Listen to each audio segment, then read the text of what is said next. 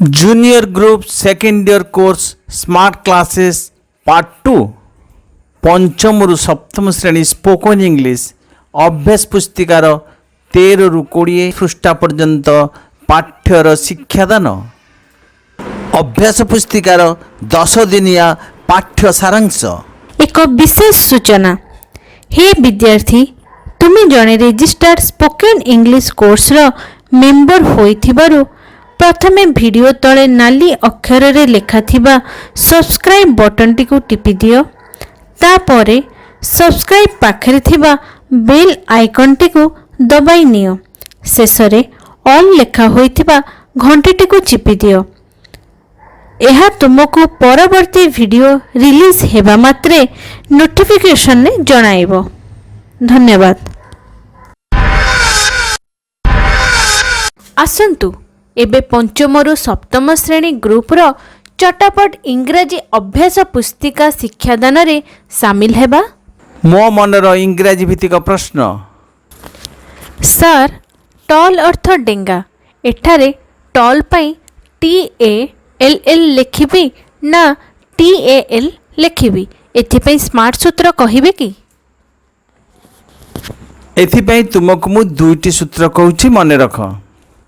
सूत्र नंबर 1, जो शब्दर शेष अक्षर एल थिबो एवं एल पूर्वर गोटे स्वरवर्ण भावेल थिबो उक्त शब्दर करेक्ट स्पेलिंग पाई शेष एल को दी थर लिखिबो।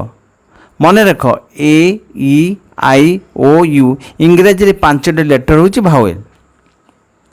Example TAL tall, TALL tall अर्थ डेंगा। एथिरे TALL टॉल शब्दटी ठीक, कारण शेष शब्द एल उच्चारण अच्छी एवं ता पूर्वर गोटे भावेल ए अच्छी, एणु टॉल रे दुईटी एल लेखा जीवो। सेहीपरि हिल, हिल अर्थ पहाड़, एठारे HILL हिल शब्दटी ठीक। सेहीपरि bell, BL bell, BLL bell अर्थ घंटी, एठारे BLL शब्दटी ठीक। सूत्र नंबर 2, जो शब्दर शेष एल थाई ता पूर्व दुईटी भावेल थिबो तार करेक्ट स्पेलिंग पाई शेष एल को दी थर न लिखि थरटी मात्र लिखिबो।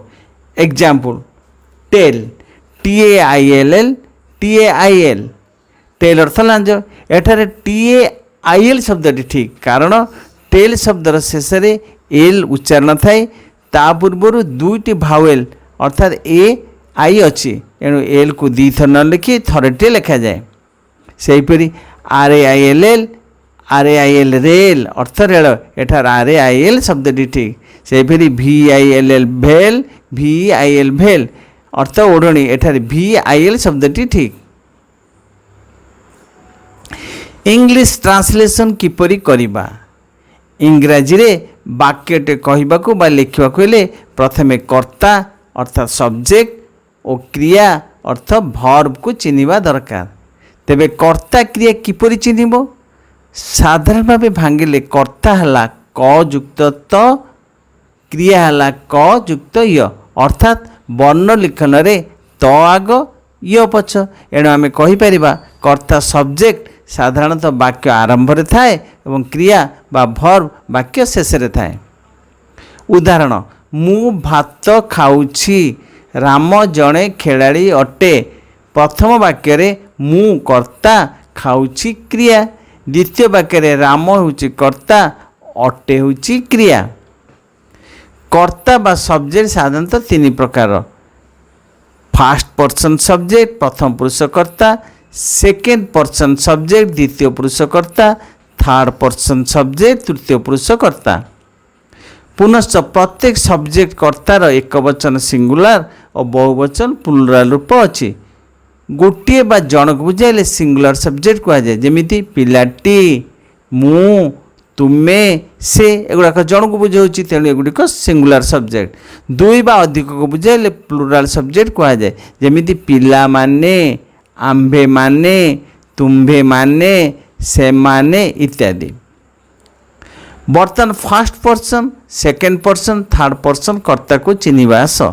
फर्स्ट पर्सन मु, आई, आंभे माने, उई। सेकेंड पर्सन तू, तुमे, आपण, इंग्रजी कहती यू, तुम्हें माने आपण माने इंग्रजी कहती यू। अर्थात आई वी यू ये तीनटा को छाड़ीदे बाकी समस्त हेले थर्ड पर्सन कर्ता। थर्ड पर्सन कर्ता ताले को माने देखिबा आस, से पुंगलिंग रे ही से माने दे, से स्त्रीलिंग रे सी से माने दे, यह एटी दिस बा इट एगुड़िक दिज, ताहा सेठी दैट सेगुड़िक दोज, पिलाटी चाइल्ड पिला माने चिल्ड्रेन। आई वी यू को छाड़ी बाकी जिते सब कहली एगुड़ा सब थर्ड पर्सन कर्ता अटंती।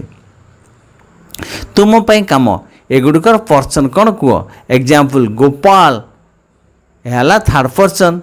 सेमिति कहले देखी you he they this it fish book table girls she these that those we एगुड़िक को पर्सन प्रत्येक को चिन्ह।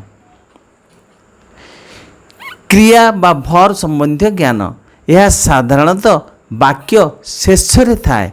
चिन्हवा उपाय मूल रूप से बा लगुथिबो। उदाहरण मु खाए, एठारे खाए होउची क्रिया कारण यार मूल शब्द होउची खाइबा, एथिरे बा लगुची। केतेक बा लगुथिबा क्रिया हला गो जिबा, रीड पढ़िबा, कम आसिबा, प्ले खेलिबा। केतेक वाक्यर शेष शब्द रे बा लागे नाही, एणु जानिबो जे से वाक्य रे क्रिया नाही। आमको गोटे क्रिया लिखिबाकू हेबो, ताहा होउची अटे अटंती। इंग्रजी कहती आम इज आर। उदाहरण से जड़े छात्र, ए वाक्य शेष शब्द होउची छात्र। छात्र बा एभली शब्द नाही, एणे अटे क्रिया आमको लिखिबाकू हेबो। एटार संपूर्ण वाक्य होउची से जड़े छात्र अटे। प्रत्येक क्रिया तीनोटी समय बा काल टेन्स रो घटना वर्णना करे। नंबर 1 प्रेजेंट टेन्स अर्थ वर्तमान काल। एभली क्रियार चिन्ह होउची अ ए उ ती छ छी छु बा। उदाहरण अ रेला जाओ, ए रेला जाए, उ रेला जाऊ, ती रेला जानती, छ रेला जाउछी जाउछु, बा रेला जिबा। पास्ट टेन्स अतीत काल। ए क्रिया को चिन्ह होउची ल ला ली लु। उदाहरण गला गली गलु इत्यादि। फ्यूचर टाइम, फ्यूचर टाइम अर्थ भविष्यत काल। ए क्रियार चिन्ह होउची ब बी बु। बा नुहे ता वर्तमान काल। उदाहरण जीव जीवी जीवु इत्यादि। जीवा नुहे कारण यह वर्तमान कालर।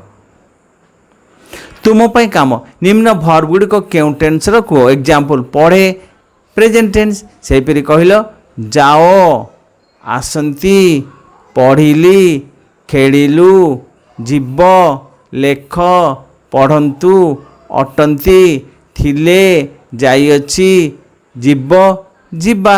एगुड़िक क्यों टेन्स प्रत्येक गुड़िक कहल देखी। हाउ टू ट्रांसलेट किपरि अनुवाद करिबा। इंग्राजी रे ट्रांसलेशन कला बेले एक साधारण वाक्य रे प्रथमे कर्ता बा सब्जेक्ट को लिखिबो, ता पाखक क्रिया वर्ब एवं क्रिया पर अन्य शब्द जोड़िबो। सूत्र रे कहिले कर्ता प्लस क्रिया प्लस अन्य। उदाहरण मु जणे बालक अटे। एही वाक्य को इंग्राजी रे लिखिबा कहिले याको प्रथमे निम्न पते सजाड़िबो। मु युक्त अटे जणे बालक, ताकू इंग्राजी रे कहला आई आम ए पॉय। सेही पर मु भात खाए, ए वाक्य को इंग्राजी रे लिखिबा कहिले याको निम्न पते सजाड़िबो। मु युक्त खाए युक्त भात, आई ईट राइस। शिख निम्न वाक्य गुड़िक इंग्राजी रे अनुवाद करिया पूर्व किपरि सजा जाए देख। ओडिया वाक्यटी है मु जड़े डाक्तर अटे। इंग्राजी को ट्रांसलेशन करिया पूर्व केमिति सजाड़िबा ना मु युक्त अटे युक्त जड़े डाक्तर। ओडिया वाक्य 2 से जड़े शिक्षक। इंग्राजी अनुवाद पूर्वर केमिति सजाड़िबा ना से युक्त अटे युक्त जड़े शिक्षक। विशेष द्रष्टव्य जेहेतु वाक्य क्रिया नहीं एणु आमको अटे क्रिया लिखा पड़ा। ବାକ୍ୟ 3 ଆମ୍ଭେମାନେ ସୈନିକ ଇଂରାଜୀର ଅନୁବାଦ ପୂର୍ବରୁ ଆକୁ କିପରି ସଜାଡ଼ିବା ନା ଆମ୍ଭେମାନେ ଯୁକ୍ତ ଅଟୁ ଯୁକ୍ତ ସୈନିକ। ବାକ୍ୟ 4 ସେ ଜଣେ ଡାକ୍ତର ନୁହନ୍ତି ଇଂରାଜୀର ଅନୁବାଦ ପୂର୍ବରୁ କିପରି ସଜାଡ଼ିବା ନା ସେ ଯୁକ୍ତ ନୁହନ୍ତି ଯୁକ୍ତ ଜଣେ ଯୁକ୍ତ ଡାକ୍ତର। ଓଡ଼ିଆ ବାକ୍ୟ 5 ମୁଁ ଜଣେ ବାଳକ କି ଇଂରାଜୀର ଅନୁବାଦ ପୂର୍ବରୁ ସଜାଡ଼ା ବାକ୍ୟ ଅଟେ କି ଯୁକ୍ତ ମୁଁ ଯୁକ୍ତ ଜଣେ ବାଳକ। ବିଶେଷ ଦ୍ରଷ୍ଟବ୍ୟ ପ୍ରଶ୍ନବାଚକ ବାକ୍ୟରେ ପ୍ରଥମେ କ୍ରିୟା ତାପରେ କର୍ତ୍ତା ଶେଷରେ ଅନ୍ୟାନ୍ୟ ଲେଖାଯାଏ। ଓଡ଼ିଆ ବାକ୍ୟ କେମିତି ସଜାଡ଼ିବା ଦେଖ ମୁଁ ତୁମର ସାଙ୍ଗ ନୁହେଁ ମୁଁ ଯୁକ୍ତ ନୁହେଁ ଯୁକ୍ତ ତୁମର ସାଙ୍ଗ। ମୁଁ ତୁମ ଶିକ୍ଷକ କି ଅଟେ କି ଯୁକ୍ତ ମୁଁ ଯୁକ୍ତ ତୁମ ଶିକ୍ଷକ। ସେ ଭାତ ଖାଉଛି ସେ ଯୁକ୍ତ ଖାଉଛି ଯୁକ୍ତ ଭାତ। ବାକ୍ୟର ପ୍ରକାର ଟାଇପ୍ସ ଅଫ୍ ସେଣ୍ଟେନ୍ସେସ୍ ବାକ୍ୟ ସାଧାରଣତଃ 3 ପ୍ରକାରର ଅସ୍ତି ସୂଚକ ବାକ୍ୟ ନାସ୍ତି ସୂଚକ ବାକ୍ୟ ପ୍ରଶ୍ନ ସୂଚକ ବାକ୍ୟ। ଅସ୍ତି ସୂଚକ ବାକ୍ୟ ଇଂରାଜୀରେ କହନ୍ତି ଆଫର୍ମେଟିଭ୍ ସେଣ୍ଟେନ୍ସ। ସାଧାରଣ ବାକ୍ୟ ଗୁଡ଼ିକୁ ଆଫର୍ମେଟିଭ୍ ସେଣ୍ଟେନ୍ସ କହନ୍ତି। ଉଦାହରଣ ମୁଁ ଜଣେ ବାଳକ ଅଟେ ଆଇ ଆମ୍ ଏ ବୟ। ନାସ୍ତି ସୂଚକ ବାକ୍ୟ ନେଗେଟିଭ୍ ସେଣ୍ଟେନ୍ସ ଯେଉଁ ବାକ୍ୟରୁ ନାହିଁ ବା ନା ଭାବର ପ୍ରକାଶ ପାଏ ତାକୁ ନେଗେଟିଭ୍ ସେଣ୍ଟେନ୍ସ କୁହାଯାଏ।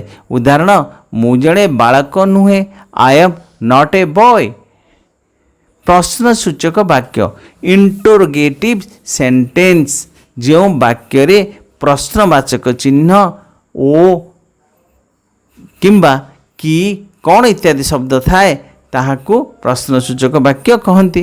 ଉଦାହରଣ ତୁମେ କ'ଣ କହୁଛ ରାମ ଜଣେ ଛାତ୍ର କି। ତୁମ ପାଇଁ କାମ ନିମ୍ନ ବାକ୍ୟ ଗୁଡ଼ିକ କେଉଁ ପ୍ରକାର ବାକ୍ୟ କହିଲ। ଏକ୍ଜାମ୍ପଲ୍ ମୁଁ ଜଣେ ବାଳିକା ଏହା ହେଲା ଆଫର୍ମେଟିଭ୍ ସେଣ୍ଟେନ୍ସ ବା ଅସ୍ତି ସୂଚକ ବାକ୍ୟ।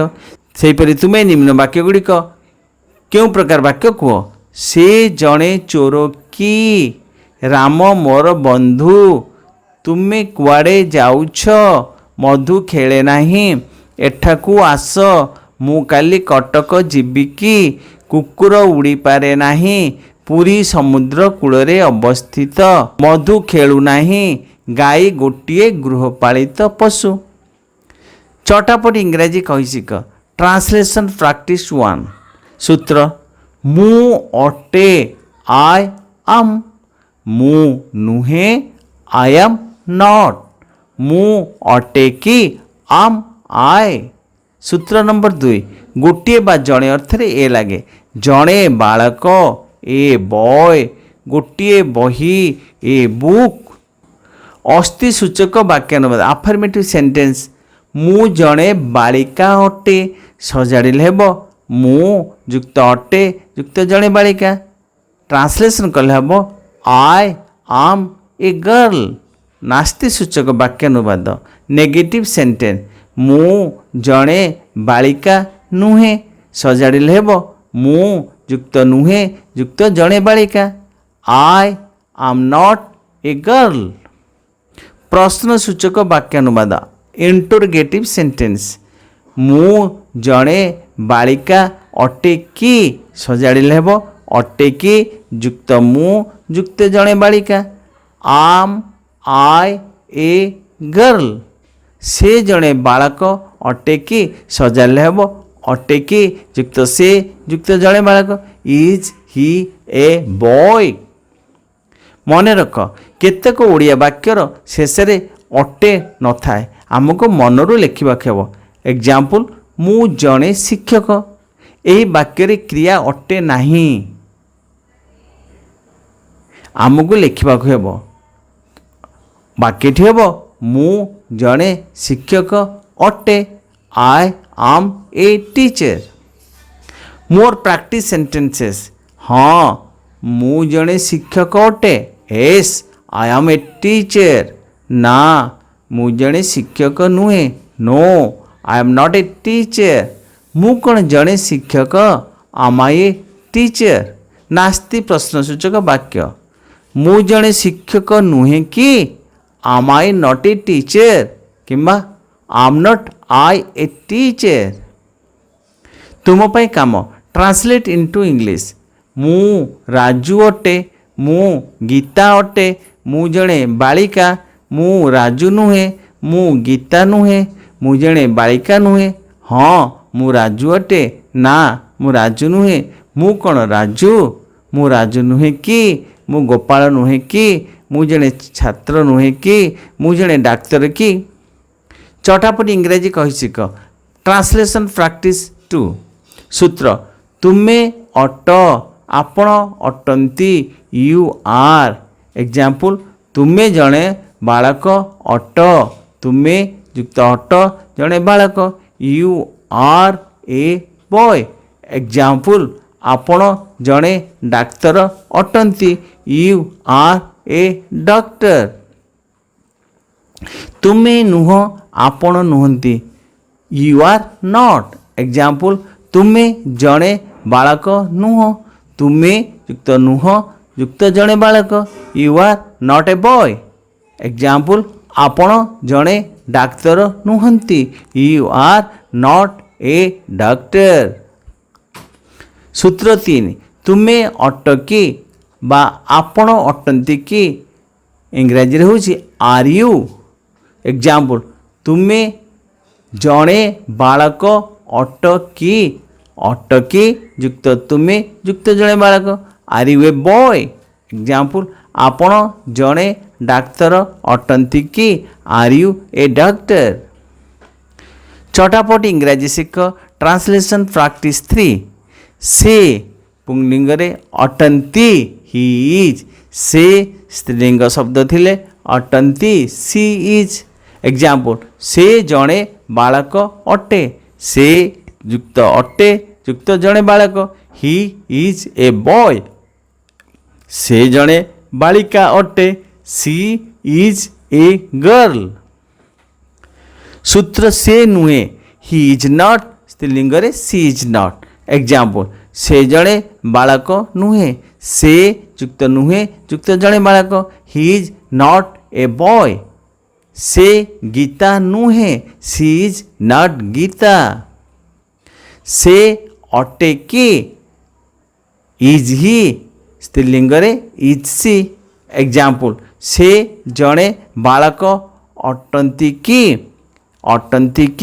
युक्त से युक्त जणे बालक इज ए बॉय एग्जाम्पल से गीता अटे कि इज सी गीता तुम पाई काम ट्रांसलेट इनटू इंग्लिश तुमे राजू अट तुमे गोपाल नुह तुमे गोपाल कि तुमे जणे छात्र अट तुमे जणे छात्र नुह तुमे जणे छात्र कि आपण जणे डाक्तर कि से जणे डाक्तर कि से मधुमिता नुहे से जणे छात्र चटापट इंग्राजी कही शिख ट्रांसलेशन प्रैक्टिस 4 यह अटे निकट थिबा जिनिस को देखे जदि पचरा जाए सेतेबेले इंग्राजी रे कहबो दिस इज और इट इज एग्जाम्पल यह गोटे कलम अटे यह युक्त अटे युक्त गोटे कलम दिस इज ए पेन किंबा इट इज ए पेन यह नुहे निकट थिबा जिनिस को देखे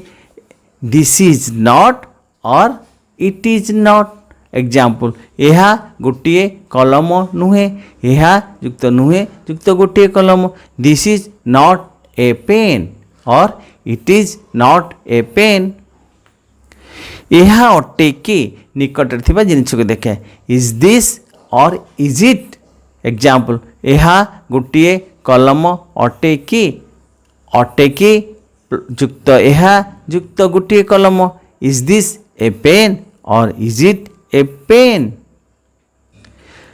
ट्रांसलेशन प्रैक्टिस 5 ताहा अटे दूर थिबा जिनिस को देखाए दैट इज एग्जाम्पल ताहा गोटे बिलेई अटे ताहा युक्त अटे युक्त गोटे बिलेई दैट इज ए कैट ताहा नुहे दूर थिबा जिनिस को देखाए दैट इज नॉट एग्जाम्पल ताहा गोटे बिलेई नुहे that is not a cat ताहा अटे कि दूर थिबा जिनिस को देखे इज दैट ତାହା ଗୋଟିଏ ବିଲେଇ ଅଟେ କି?